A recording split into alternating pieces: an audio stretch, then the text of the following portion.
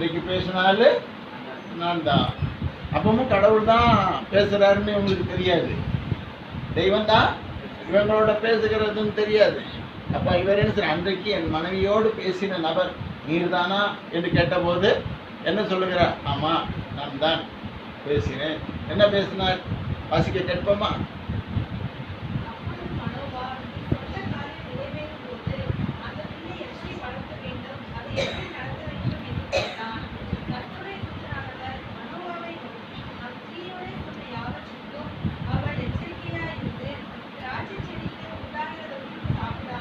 எது சாப்பிடக்கூடாது?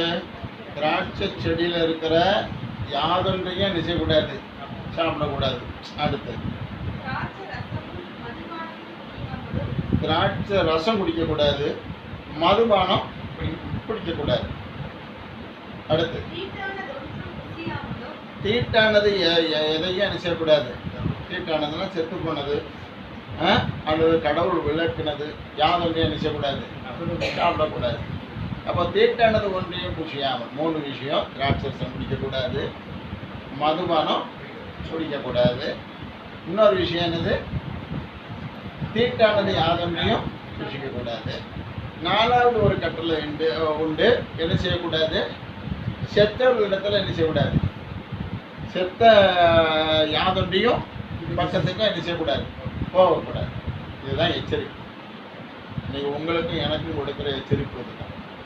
நீங்களும் நானும் தேவனோடு இருக்க வேண்டும், தேவன் சொன்ன வாக்கின்படி நடக்க வேண்டும் என்று சொன்னால் என்ன நடக்கணும்?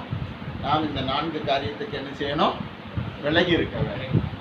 அப்போ திராட்சரசம் என்று சொல்லுகிறது உலகத்தில் கிடைக்கிற மகிழ்ச்சி. உலகத்தில் கண் பார்க்கிறதெல்லாம் நமக்கு வேணும்னு நினைக்கக்கூடாது. உலகத்தில் கண் பார்க்கிறதெல்லாம் அனுபவிக்கணும்னு நினைக்கக்கூடாது. அப்படி கண் பார்க்கிறத அனுபவிக்கும்படியாக போன மனிதன் தான் யாரு? இவனுடைய பிள்ளை. இவனுடைய பிள்ளைக்கு பேர் என்ன? சிமியோன். இந்த சிம்சோன் சொல்லக்கூடிய இந்த பையன் என்ன செய்தான்? தான் வளர்ந்தது, இது ஒன்றும் புசிக்கக்கூடாதுப்பா, இது எதுனிடத்துலையும் நீ போகக்கூடாது, திராட்சரசம் குடிக்கக்கூடாது, மதுபானம் குடிக்கக்கூடாது, தீண்டானது யாதொன்றிலும் நீ என்ன செய்யக்கூடாது? தொடக்கூடாது, புசிக்கவும் கூடாது, செத்த எதையும் நீ என்ன செய்யக்கூடாது? அது பக்கத்துக்கு போகவும் கூடாது. நீங்கள் நம்மெல்லாம் செத்தவங்க இடத்துல போனோம்னா பைபிளில் சொல்லியிருக்கு. என்ன செய்கிறோம்? இறந்த வீட்டுக்கு போகிறோம், வந்த உடனே என்ன செய்கிறோம்? நம்ம குடித்து உடையை மாற்றி அந்த உடையை என்ன செய்கிறோம்? போட்டுறதும் நம்முடைய உடலை தண்ணீர்னால கழுவி சுத்தமாகி கொடுக்குறோம். இதே போல வழக்கம் தான் அங்கே இருந்தது. ஆனால் இவன் கடவுள் இவனை கொடுக்க ஒரு பிள்ளை இல்லையா? இந்த சிம்சோன்கிறவன் யாரு? தேவன் இந்த பூமியில இன்னொரு யாரோ ஒருவன் அடிமைப்படுத்தி கொண்டிருக்கிறான் தேவ ஜனங்களை யார் அடிமைப்படுத்தி கொண்டிருக்கிறான்? பெலிஸ்தர்கள்னு சொல்லக்கூடியவங்க. இன்னைக்கும் நடக்குது இல்லையா? இஸ்ரேல் நாட்டுக்கும் எனது பக்கத்து நாடாக இருக்கிற காசாவுக்கும் நடக்கிற தகராறு அன்னைக்கே இருந்தது. எப்பவுமே இருந்தது. ஆரம்ப காலத்திலிருந்தே யாருக்கு பிரச்சனை? இஸ்ரவேலர்களுக்கும் பாலஸ்தீனர்களுக்கும். பாலஸ்தீனர்கள் தான் சொல்லப்படுகிறது பெலிஸ்தர்கள். சரியா? இங்க 40 வருஷம் யாருக்கு கீழே இருக்காங்க? பெலிஸ்தர்களுக்கு கீழே இருக்காங்க. பாலஸ்தீனர்களுக்கு கீழே யார் இருக்கா?